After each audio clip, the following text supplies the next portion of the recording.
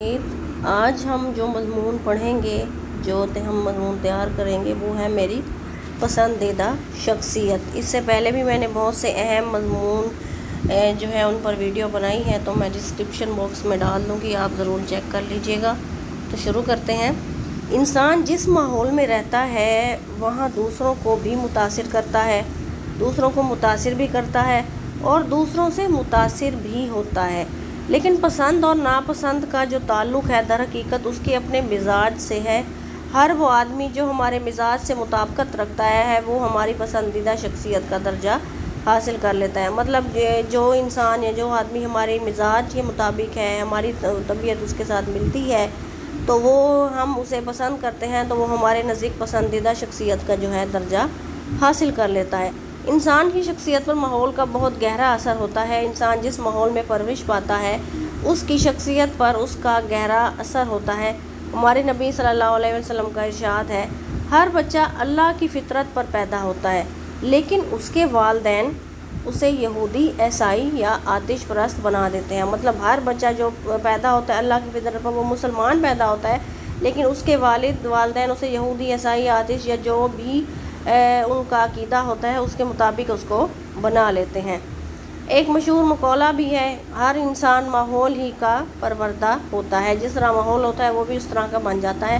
میرا تعلق علمی و ادبی گھرانے سے ہے۔ میں نے جب ہوش سنبھالا تو اپنے گرد مشہور علمی و ادبی شخصیات کے بارے میں بہت کچھ سنا۔ گھر میں ایسی شخصیات کا ذکر اکثر اوقات ہوتا رہتا ہے۔ شروع ہی سے علامہ اقبال کے بارے میں سنا، مگر ان سے میرا باقاعدہ تعارف اس وقت ہوا جب میں نے اسکول کی اسمبلی میں ان کی یہ دعا سنی، لب پہ آتی ہے دعا بن کے تمناوری۔ ہم ہر سکول میں یہ دعا جو ہے صبح کے وقت اسمبلی میں پڑھی جاتی ہے۔ مجھے یہ دعا بہت اچھی لگی۔ میں نے گھر آ کر والد سے پوچھا، انہوں نے مجھے بتایا کہ یہ نظم علامہ اقبال نے بچوں کے لیے لکھی ہے۔ انہوں نے بچوں کے لیے اور بھی بہت سی سبق آموز جو ہے نظمیں لکھی ہیں۔ علامہ اقبال 9 نومبر 1877 کو مطلب 1877 کو سیالکوٹ میں پیدا ہوئے، آپ جانتے ہوں گے۔ آپ کے والد نور محمد ایک درویش صفت جو ہے انسان تھے۔ آپ نے اپنی ابتدائی تعلیم سیالکوٹ کے ایک اسکاچ مشن اسکول سے حاصل کی اور مزید تعلیم حاصل کرنے کے لیے لاہور تشریف لائے، جہاں گورنمنٹ کالج لاہور سے آپ نے ایم اے کی ڈگری حاصل کی۔ اس کے بعد آپ اعلیٰ تعلیم کے لیے یورپ تشریف لے گئے، جہاں سے آپ نے قانون اور ڈاکٹریٹ کی ڈگری جو ہے حاصل کی اور وطن واپس آ گئے۔ علامہ اقبال میں شروع سے ہی شاعرانہ ذوق موجود تھا۔ وہ شروع سے ہی کیونکہ جو شاعر ہوتے ہیں وہ فطری طور پر ہی شاعر ہوتے ہیں، وہ ان کی فطرت میں ہی شعر و شاعری، الفاظوں کا اتار چڑھاؤ ان کو بنانا اور جو ہے موجود ہوتا ہے۔ آپ نے اپنی اوائل عمری سے ہی اشعار گانا شروع کر دیے تھے، ٹھیک ہو گیا۔ زمانہ طالب علمی میں آپ نے جو اشعار کہے ان میں ایک شعر بہت مشہور ہوا، موتی سمجھ کے شان کریمے چن لیے، قطرے جو تھے میرے ارکے انفعال کے۔ علامہ اقبال کی شاعری کا دوسرا دور وہ تھا جب داغ دہلوی سے اپنی شاعری کے لیے صلاح لیتے تھے۔ اس زمانے کا شعر ہے، تیرے عشق کی انتہا چاہتا ہوں، میری سادگی دیکھ میں کیا چاہتا ہوں۔ تیسرا دور وہ ہے جب انہوں نے وطن کے حالات کو پیش نظر رکھ کر نظمیں لکھیں، جو وطن سے محبت کے حوالے سے جو ہے بہت مشہور ہوئیں۔ ان نظموں میں جو ہے ہمالہ، نیا شوالہ اور قومی ترانہ خاص طور پر جو ہے بہت مشہور ہوئیں۔ سارے جہاں سے اچھا ہندوستان ہمارا، ہم بلبلیں ہیں اس کی یہ گلستان ہمارا۔ اقبال کی شاعری کا سب سے اہم دور اس کے بعد شروع ہوتا ہے جب آپ نے امت مسلمہ کو بیدار کرنے کے لیے شاعری کو ذریعہ بنایا۔ اس شاعری میں ان کے اہم تصورات جو ہیں وہ سامنے آتے ہیں، جن میں سب سے اہم تصور خودی ہے۔ اقبال کا تصور خودی دو چیزوں سے مرکب ہے، خود شناسی اور خود انحصاری۔ خود شناسی مطلب خود کو پہچاننا، اور خود انحصاری خود پر انحصار کرنا اور اپنے پیروں پر کھڑا ہونا، خود کے بل بوتے پر جو ہے سارا کچھ کرنا۔ خود شناسی سے مراد یہ کہ انسان اپنی صلاحیتوں کو جان لے، اور خود انحصاری کا مطلب ہے کہ انسان صرف اور صرف اپنی ذات پر بھروسہ کرے اور اپنے جو وسائل ہیں وہ خود پیدا کرے، کسی پر مطلب فوکس نہ کرے، کسی پر ڈپینڈ نہ کرے، اپنی زندگی اپنی محنت سے گزارے۔ اقبال کا موقف ہے کہ جب انسان خود کو جو ہے پہچان لیتا ہے تو وہ دوسروں کا محتاج نہیں رہتا، ان کے آگے ہاتھ نہیں پھیلاتا بلکہ خود انحصاری اختیار کر لیتا ہے، محنت کرتا ہے۔ اس طرح اس کی جو خودی ہے وہ بیدار ہوتی ہے۔ خودی کی تکمیل کے بھی 3 مراحل جو ہیں بیان کیے گئے ہیں، وہ کیا ہیں؟ تکمیل خودی کا پہلا مرحلہ جو ہے وہ اطاعت ہے۔ اس سے مراد یہ ہے کہ اپنے اعمال اور افعال کو احکام الہی کے مطابق ڈھال لیا جائے، انسان سے کوئی ایسا کام سرزد نہ ہو جو مرضی الہی یا سنت نبوی کے خلاف ہو۔ دوسرا مرحلہ ضبط نفس کا ہے، جس سے مراد ہے کہ انسان اپنی خواہشات نفس پر قابو پانا سیکھ لے۔ اس سے مراد یہ نہیں کہ انسان زندگی بھر کوئی خواہش ہی نہ کرے، بلکہ وہ کوئی ایسی خواہش یا آرزو نہ کرے بلکہ اسے سیدھے راستے سے ہٹانے کا سبب بنے، ٹھیک ہے۔ بقول حضرت علی، انسانی عقل کا ٹھوکریں کھانا خواہشات کے بڑھ جانے کی وجہ سے ہوتا ہے۔ کہتے ہیں انسانی عقل جب انسان ٹھوکریں کھاتا ہے تو وہ اس لیے کھاتا ہے کیونکہ اس کی خواہشات بڑھ چکی ہوتی ہیں اور وہ اس وجہ سے پریشان رہتا ہے۔ ضبط نفس کا تعلق انسانی سوچ اور شعور سے ہوتا ہے، یعنی خودی کی تکمیل کا دوسرا مرحلہ یہ ہے کہ انسان اپنی ذہنی تربیت کرے، ٹھیک ہو گیا، اپنے ذہن کو دیکھے۔ تکمیل خودی کا تیسرا مرحلہ نیابت الہی ہے کہ اللہ تعالیٰ کا نائب ہونے کے ناطے انسان پر جو ذمہ داریاں عائد ہوتی ہیں ان کو وہ سمجھے، مطلب انہیں احسن طریقے سے، اچھے طریقے سے جو ہے پورا کرے۔ جب یہ مرحلہ بھی طے ہو جائے تو خودی کی تکمیل ہو جاتی ہے اور ساری کائنات انسان کے اختیار میں آ جاتی ہے۔ خودی کی جلوتوں میں مصطفائی، خودی کی خلوتوں میں کبریائی، زمین و آسماں و کرسی و عرش، خودی کی ضد میں ہے ساری خدائی۔ علامہ اقبال انفرادی خودی کے ساتھ ساتھ اجتماعی خودی کو بھی جو ہے بڑا ضروری تصور کرتے ہیں۔ اجتماعی خودی یہ ہے کہ جب قوم کے افراد کی انفرادی خودی ایک ہو جائے تو یہ جو ہے اجتماعی خودی بن جاتی ہے، اور جسے علامہ اقبال بے خودی کا نام دیتے ہیں۔ فرد قائم ربط ملت سے ہے تنہا کچھ نہیں، موج ہے دریا میں اور بیرون دریا کچھ نہیں۔ وہ کہتے ہیں جو فرد ہے وہ ملت سے قائم ہے، وہ معاشرے سے ہے، وہ معاشرے کے ساتھ ہی رہتا ہے، اس کے بغیر وہ نہیں رہ سکتا۔ علامہ اقبال کے تصورات میں ان کا تصور عشق بھی بنیادی اہمیت جو ہے حیثیت رکھتا ہے کہ یہ ایک ایسا جذبہ ہے جو ناممکن کو ممکن بنا دیتا ہے، جو عمل کے راستے میں موجود ہر رکاوٹ کو دور کر دیتا ہے۔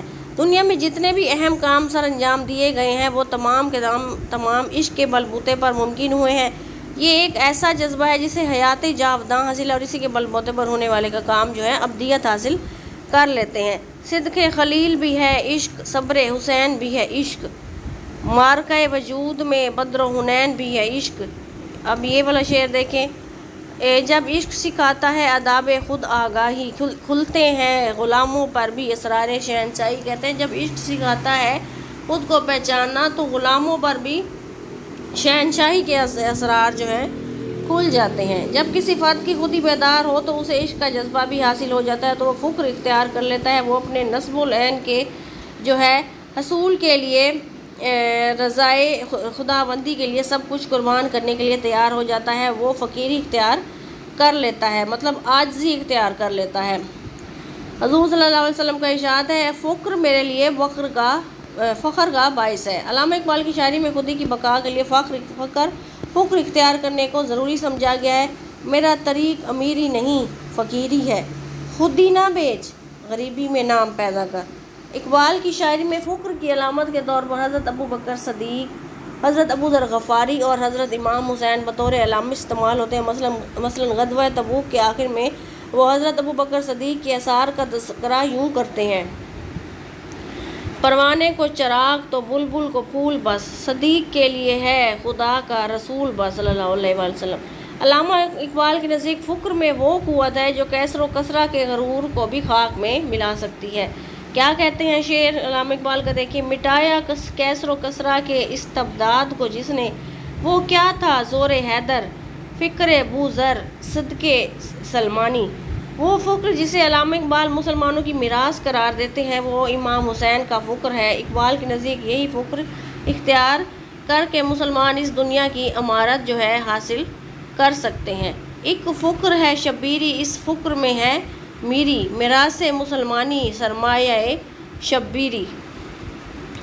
علامہ اقبال کو شاہین جو ہے اس لیے بھی اچھا لگتا ہے کہ پرندوں کی جو ہے دنیا میں وہ واحد پرندہ ہے جو کسی بھی آسائش کا خواہش مند نہیں ہے، جو رہنے کے لیے گھونسلہ نہیں بناتا، جو بلند پرواز ہے، وہ اپنا رزق خود تلاش کرتا ہے اور دوسروں پر بھی کسی طرح کا انحصار نہیں کرتا۔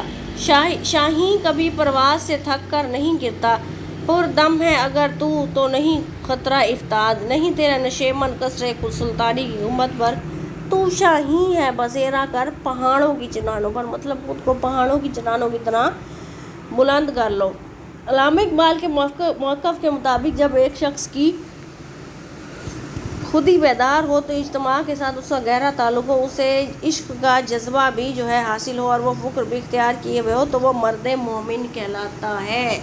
مطلب جب وہ فکر اختیار کیے ہوئے ہے، اسے عشق کا جذبہ بھی حاصل ہے تو وہ مرد مومن بن جاتا ہے، اس کو مرد مومن کی صفت جو ہے حاصل ہو جاتی ہے کہ وہ صحیح معنوں میں جو ہے مسلمان بن جاتا ہے، جو صرف اللہ تعالیٰ پر بھروسہ کرتا ہے، جو دوسروں میں ہو تو نرم مزاج ہوتا ہے، دشمنوں میں بھی ہو تو آہنی دیوار بن جاتا ہے، جو خدائی صفات کا مالک ہوتا ہے، جس کا ہاتھ اللہ کا ہاتھ ہوتا ہے اور دیکھنے میں قاری لیکن حقیقت میں قرآن ہے، اس کی ذات میں ساری کائنات جو ہے سمٹی ہوئی دکھائی دیتی ہے۔ یہ شعر دیکھتے ہیں آپ، شعر جو ہیں جو آسانی سے آپ سے ایڈ ہو سکے آپ وہ لکھیں اس میں، لیکن شعر جو ہے آپ ضرور ایڈ کریں کیونکہ آپ علامہ اقبال کو اپنی پسندیدہ شخصیت بتا رہے ہیں تو وہ تو شاعر ہیں تو ان کی شاعری کا حوالہ تو آپ کو دینا پڑے گا۔ ہر لہجہ ہے مومن کی نئی شان نئی آن، گفتار میں کردار میں اللہ کی برہان۔ اتنا کافی ہے، ویسے یہ 2 کر لیں تو آپ کی مرضی ہے لیکن ایک شعر آپ کر لیں۔ علامہ اقبال کے تصور کی نوعیت ایسی ہے کہ جو کسی بھی فرد کو انفرادی سطح پر، کسی قوم کو اجتماعی سطح پر باوقار جو ہے مقام دلوانے میں معاون ثابت ہو سکتی ہے۔ ان کی شاعری محض شاعری ہی نہیں ہے بلکہ زندہ رہنے کا پیغام ہے بلکہ یہی وجہ ہے کہ میری پسندیدہ شخصیت یا شعراء میں علامہ اقبال کو مرکزی حیثیت حاصل ہے۔ امید کرتی ہوں آپ کو آج کا مضمون کافی انفارمیٹیو لگا ہوگا اور اچھے سے آپ نے یہ مضمون تیار کر لیا ہوگا۔ اگر آپ علامہ اقبال پر مضمون لکھیں تو یہ اس میں بھی فٹ ہو جائے گا، اور اگر میری پسندیدہ شخصیت پہ لکھتے ہیں تو یہ اس میں بھی فٹ ہو جائے گا۔ اگلی ویڈیو تک کے لیے اللہ حافظ، اور چینل کو سبسکرائب کرنا نہ بھولیں۔